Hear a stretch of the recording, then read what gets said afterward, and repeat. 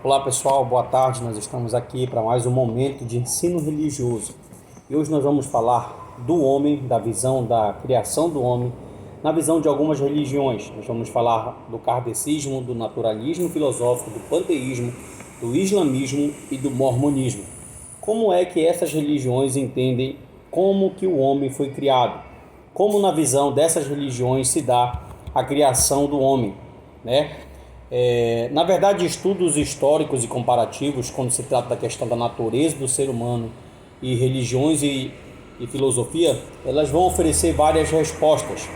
E a gente sempre está acostumado a ver a visão cristã, né, protestante católica a respeito da criação do homem, mas hoje a gente vai dar uma abordagem aqui bem resumida, bem didática sobre como essas religiões elas entendem a forma que o homem foi criado. O homem ele é de origem pessoal, ele tem um criador, ou o homem é impessoal? O homem não foi criado por um ser supremo. O homem nasceu de uma evolução ou de uma matéria, certo?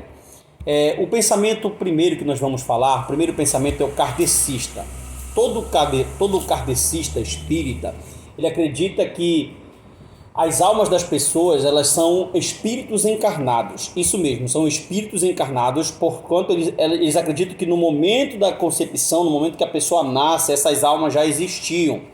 Estariam em alguma região cósmica, estariam vagando em determinado lugar, mas antes da pessoa existir no mundo, a sua alma já existia nesse contexto. O espírito acredita que Adão não foi o primeiro homem, porque o homem é produto de uma evolução. Eles não acreditam na historicidade do Gênesis. Para eles o Gênesis é uma falácia, é alegórico, é uma fábula, não aconteceu, porque eles têm um pensamento mais baseado dentro do gnosticismo, dentro de filosofias gregas, né? Que acreditava que o corpo era a prisão da alma. Por ter essa visão, esse pensamento espírita, esse pensamento de gnosticismo, eles não acreditam que que Adão foi o primeiro homem. Então, no pensamento kardecista, Adão não foi o primeiro homem, certo?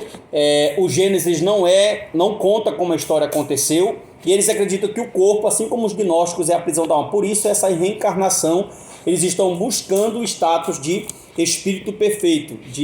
Em cada reencarnação, eles vão melhorando, o homem vai melhorando em cada momento da sua reencarnação. Outro pensamento é o pensamento que nós podemos chamar de naturalista filosófico. Eles vão negar a existência de qualquer realidade espiritual. Para eles, o ser humano ele é um produto do acaso, ele é apenas uma matéria, ele vive aqui, nasce, cresce, morre e acabou. Então, o naturalista filosófico ele não se preocupa muito com o além, ele não acredita nessa questão de vida após morte, ele não acredita na parte espiritual. Para ele, o homem pode ser chamado até de monista.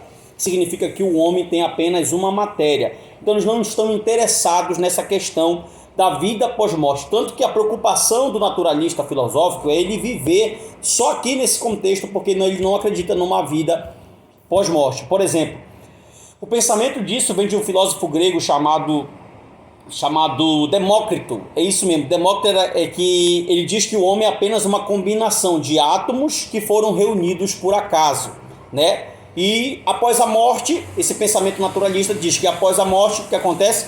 Tudo acaba. Charles Darwin vai dar uma nova vida a essa teoria, que é de Demócrito. Ele vai criar a teoria natural da evolução, né? Dizendo que o homem evoluiu, que os homens evoluíram naturalmente dos animais, num pensamento do filósofo grego Demócrito. Em seguida, um camarada chamado Sigmund Freud, que é o pai da psicanálise, um dos maiores psicólogos que a Terra já teve, ele vai construir a sua psicologia e vai fundamentar na noção da evolução. Você pode prestar atenção que vem correndo só um pensamento. Pensamento gnóstico, pensamento de Demócrito, vai passar por Charles Darwin e vai chegar em Sigmund Freud, e vai dizer que os motivos do comportamento do homem vêm dos instintos mais ligados à natureza animal, que é o sexo e a violência, baseando sua teoria na noção da evolução. Esse é o pensamento, então. Logo após vai aparecer um camarada chamado Herbert Spencer, que ele é muito singular no que diz respeito à sociologia, e ele também vem seguindo o mesmo ponto da teoria da evolução. Ele vai dizer que o que leva à sobrevivência são que quando os mais fortes, os mais aptos, conseguem explorar os mais fracos. E Adolf Hitler vai levar essa teoria muito a sério. Um pensamento de Herbert Spencer, baseado também em todo esse contexto de Freud, nesse contexto do naturalismo filosófico. Adolf Hitler vai seguir o pensamento de Spencer e vai dizer que numa sociedade os fortes sempre sobressairão sobre os mais fracos.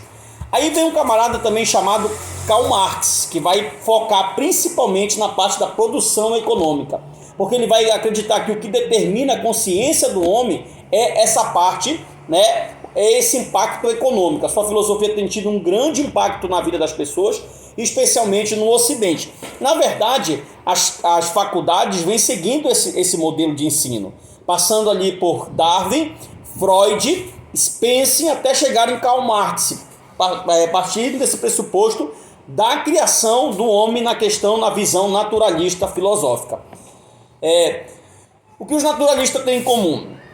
Eles negam a transcendência, a sobrevivência da alma, eles não creem no espiritual, no mundo espiritual, no mundo pós-terra, eles não creem nisso. Então a morte para eles não existe juízo futuro, não existe morte, não existe vida pós-morte, não existe céu, não existe inferno. É isso que eles têm em comum. O homem só vive aqui nesse plano e quando acabou aqui, acabou tudo. Não adianta ele correr para mais nada. E qualquer valor, significado e felicidade que o homem consiga conquistar aqui, ele vai ser feliz.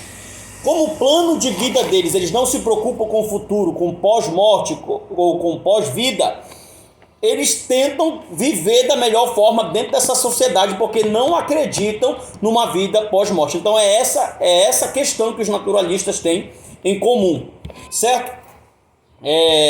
Só que quando se fala de valor, significado de felicidade, isso não consegue ser alcançado por acaso.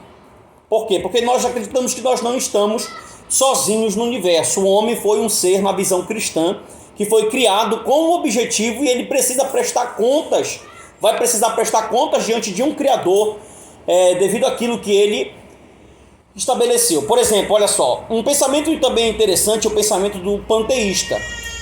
O panteísta, ele acredita que o homem é um resultado de um processo espiritual, mas ainda assim ele é impessoal. Normalmente também eles vão aceitar a teoria da evolução biológica. O panteísta é aquele que diz que tudo é Deus, só que esse Deus transcendente ele não consegue ter pessoalidade com o ser humano.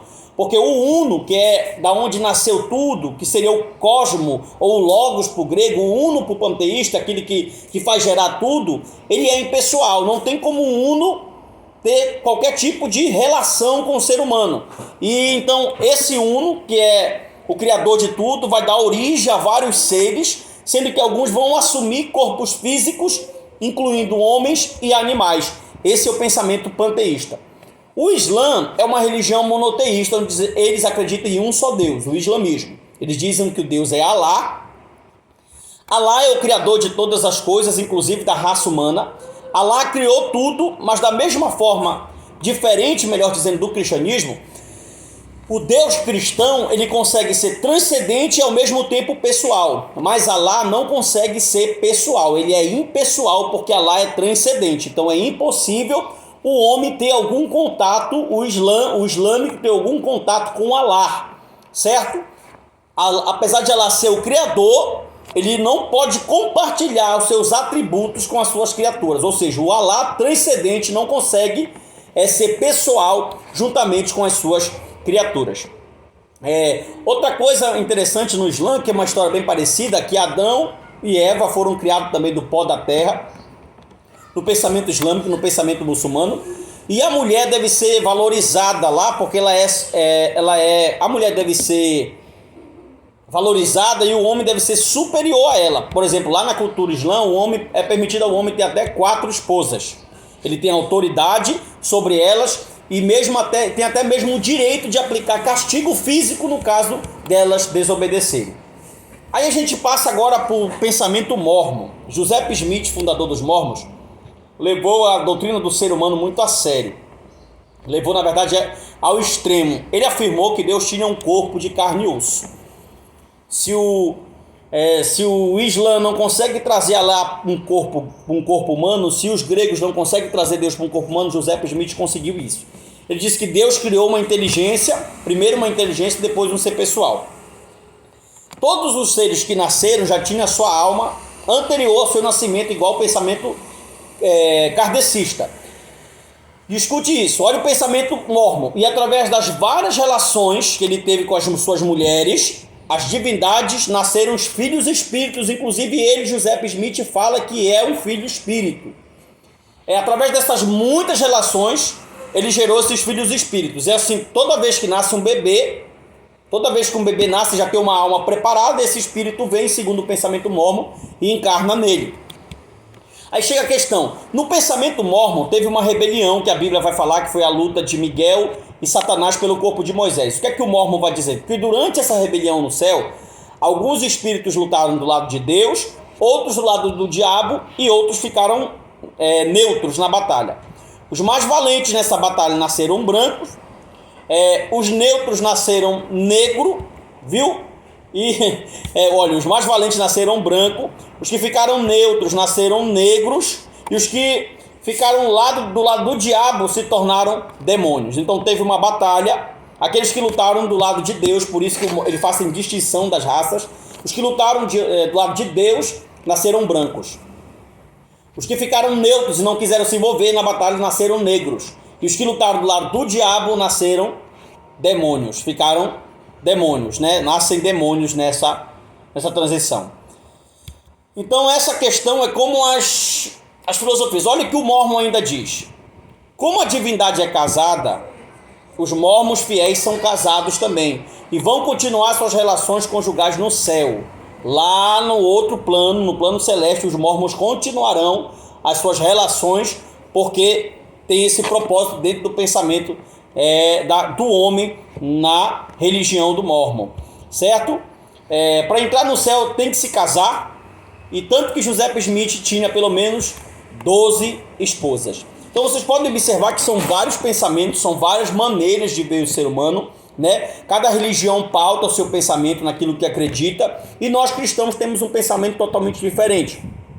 Nós acreditamos que Deus criou o homem à sua imagem e semelhança do pó da terra, que o nosso Deus ele não é um ser impessoal, ele é pessoal, apesar de ser transcendente, todo poderoso, mas ele consegue ter relacionamento com nós, seres humanos. Nós acreditamos sim que Deus nos criou, nós não acreditamos que viemos de uma explosão cósmica, de uma matéria ou do nada, mas nós acreditamos que tem um Deus supremo que faz todas as coisas e que nos fez para a glória e honra do seu nome. Então olhe o vídeo, assista o pensamento das religiões e logo após você vai lá e responde o nosso quiz de pergunta, que eu tenho certeza que vai ser muito legal. Aí a gente fica sabendo, olha, como é que o espírita entende a religião, como é que o kardecista entende a religião, como é que o mórmon entende a religião, como é que o naturalista filosófico, o islâmico, o panteísta. Aí a gente pode entender um pouco de como as religiões conseguem falar acerca do ser humano, ok? Deus abençoe a sua vida, nos acompanhe, se inscreva aí no canal no YouTube, aperte o